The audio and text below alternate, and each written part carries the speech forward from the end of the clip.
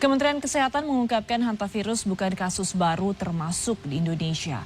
Total 23 kasus hantavirus sejak 2024 hingga awal 2026. Dan dari jumlah itu, 3 diantaranya dinyatakan meninggal dunia. Dengan fakta ini, apakah langkah antisipasi dari masyarakat dan bagaimana bentuk mitigasi dari pemerintah? Kita akan tanyakan langsung ke Widiawati, juru bicara Kementerian Kesehatan. Selamat malam, Bu Wiwit. Terima kasih atas waktunya.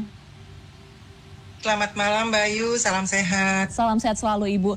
Ibu, terkait dengan hantavirus yang sedang banyak diperbincangkan di tengah masyarakat ini, sebenarnya Bu, seberapa berbahaya hantavirus bagi masyarakat ini dan sebenarnya kalau dibandingkan dengan penyakit lainnya, bagaimana tingkat fatalitasnya?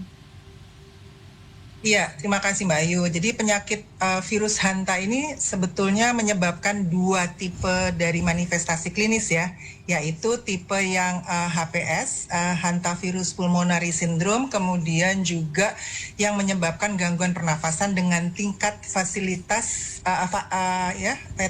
itu hingga 60%. Tipe ini utamanya tersebar di Amerika dan penyakit virus hanta tipe HPS belum pernah dilaporkan mengingat keberadaan reservoirnya tidak ditemukan di Indonesia. Nah, kalau yang tipenya HFRS atau hemorrhagic fever with renal syndrome ini menyebabkan gangguan ginjal dengan tingkat fertilitas 5-15%. Nah, tipe ini utamanya tersebar di Asia dan Eropa. Seluruh suspek penyakit dari virus hanta di Indonesia ini saat ini mengarah ke tipe yang HFRS ini ya Mbak ya, di mana tidak ada yang memiliki riwayat perjalanan ke negara terjangkit penyakit virus hanta tipe yang HPS tadi. Oke, Ibu, tapi kalau misalkan kita berbicara mengenai pola penyebaran hantavirus itu sendiri serta faktor apa saja yang bisa membuat penyebaran, ini sebenarnya apa saja yang perlu diwaspadai terutama di Indonesia, Bu? Dan mungkin juga ada sedikit tanda tanya di tengah masyarakat, apakah kemudian hantavirus ini memiliki resiko untuk menjadi pandemi yang baru? Ya, jadi kalau tadi ditanyakan pola penyebaran penyebaran hantavirus ini pada umumnya terjadi melalui kontak dengan reservoir utamanya tadi sudah diterangkan. Jadi yaitu tikus dan celurit yang terinfeksi.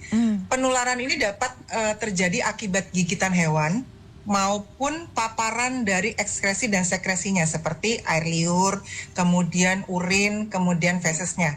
Nah, selain itu virus ini juga menyebar melalui inhalasi aerosol, yaitu ketika seseorang menghirup partikel debu yang yang telah terkontaminasi kotoran atau cairan dari hewan yang terinfeksi itu. Nah, meski demikian, Mbak, penularan antar manusia diketahui tadi sangat jarang terjadi.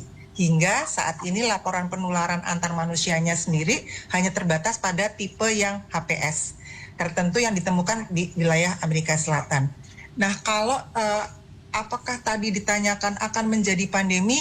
Ya mudah-mudahan tidak. Jangan mendapat berita terlalu jadi panik. Apapun di luar dari virus hanta, apapun itu kita tetap harus berperilaku hidup bersih dan sehat. Kita harus juga bijak dalam membaca narasi atau konten di dalam media sosial. Jadi kembali lagi bahwa jaga diri dengan perilaku hidup bersih dan sehat itu akan membantu. Jangan panik karena kalau misalnya Anda mendapat satu berita, tolong dilihat sumbernya jelas atau tidak. Kalau enggak bisa bertanya pada kami di Kementerian Kesehatan. Baik, jadi masyarakat diharapkan tetap tenang tapi tetap waspada juga akan penyebaran hantavirus ini ya Bu.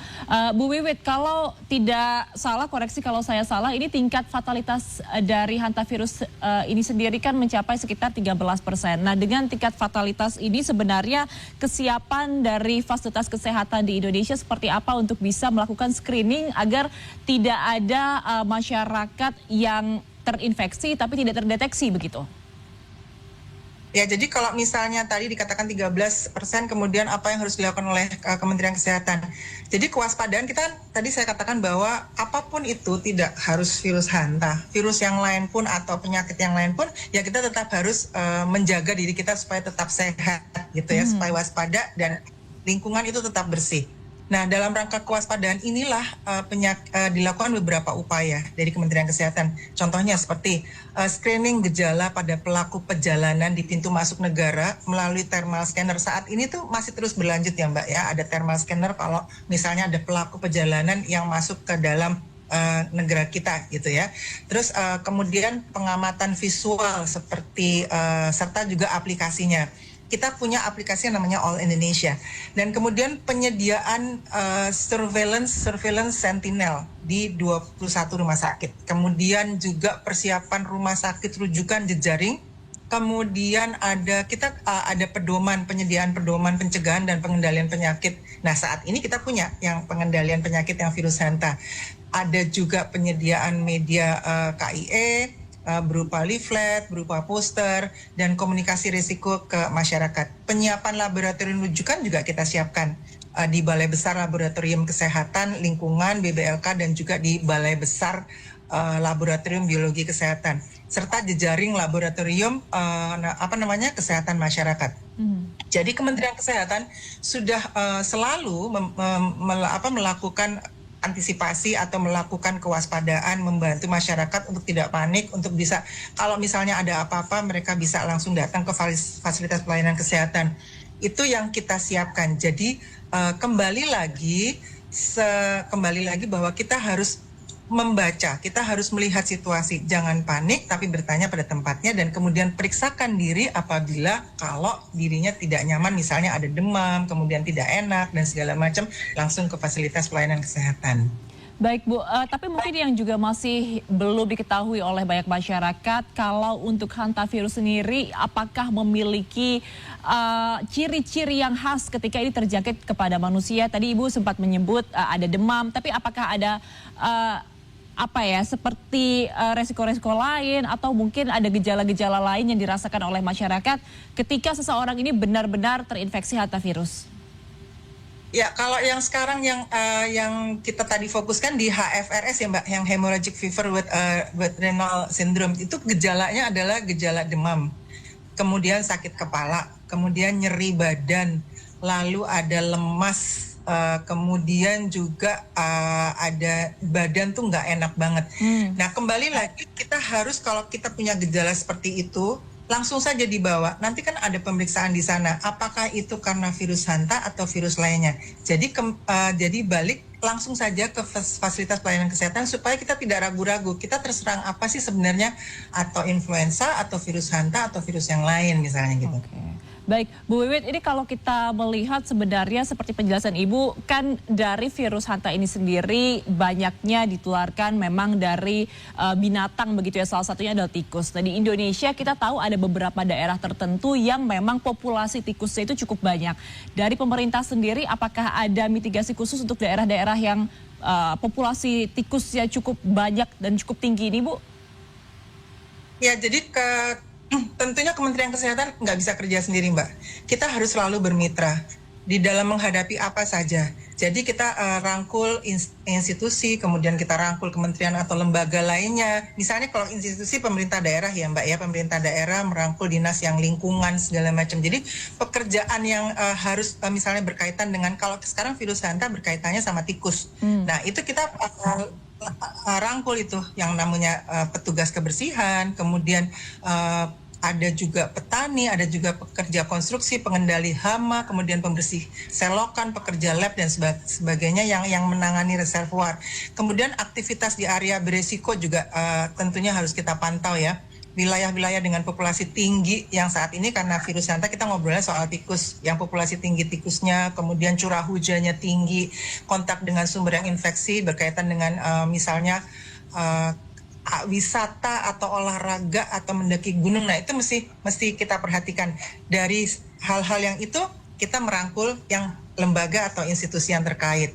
Jadi kita nggak bisa kerja sendiri, tetapi contoh yang paling dekat kita rangkul pemerintah daerah dengan dinas kesehatan, dengan dinas lingkungan dan sebagainya. Baik.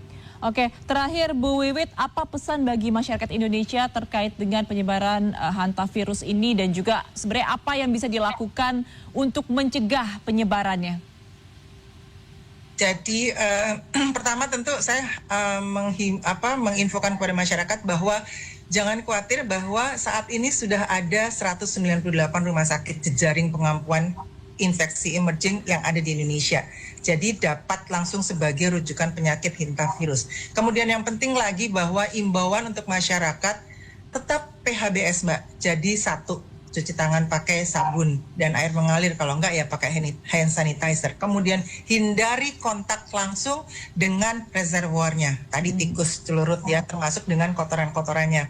Lalu biasakan pembersihan rumah dengan ngepel, kemudian bersih-bersih. Intinya adalah usahakan lingkungan di sekitar kita itu bersih, gitu ya, bersih dengan nyapu, ngepel, ngelap dan segala macam. Jangan ada barang bertumpuk. Nah, kemudian juga makanan ditutup pakai tudung saji supaya tertutup, tidak nanti kalau misalnya ada tikus lewat nggak akan ke situ misalnya. Kemudian tutup semua lubang yang ada di dalam maupun di luar untuk mencegah reservoirnya masuk ke dalam lubang tadi atau ke dalam rumah.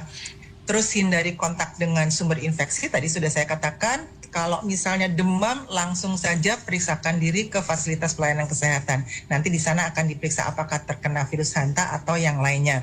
Dan tentunya kita sudah menghimbau berkali-kali, tolong dipatuhi imbauan kita. Karena apapun yang terjadi, kembali lagi kepada diri kita. Kalau diri kita sehat, maka insya Allah mudah-mudahan kita kuat menghadapi segalanya. Baik, masyarakat dihimbau untuk terus melakukan pola hidup bersih dan juga sehat. Yang pasti tetap waspada, namun harus tetap tenang ya. Tidak perlu khawatir karena dari Kementerian Kesehatan sendiri juga telah melakukan langkah-langkah mitigasi. Terima kasih atas informasi yang telah diberikan kepada kami, Bu Widiawati, juru bicara Kementerian Kesehatan. Selamat malam Ibu, sehat selalu. Selamat malam, salam sehat.